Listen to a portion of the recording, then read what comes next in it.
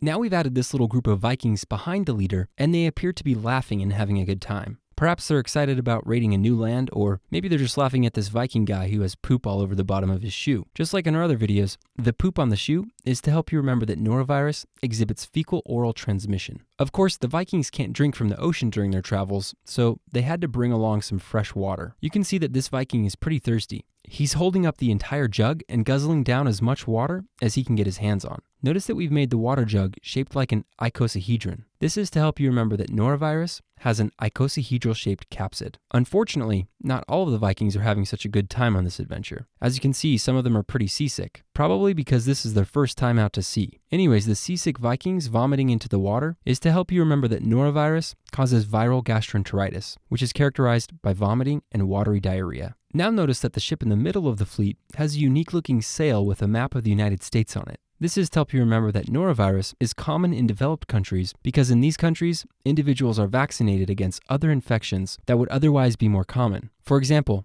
in children, rotavirus has historically been the most common cause of viral gastroenteritis throughout the world. However, in developing countries such as the United States, many people are vaccinated against rotavirus. So norovirus ends up becoming more common. So again, sale of the United States for common in developed countries. Okay, we already talked about the water jug shaped like an icosahedron. However, the guy drinking the water out of the jug has a separate meaning. In our videos, we've been showing people drinking water to represent supportive care, because this is basically what supportive care is. Give oral or IV fluids, monitor vitals, and make sure the patient is stable. So the treatment for norovirus is supportive care.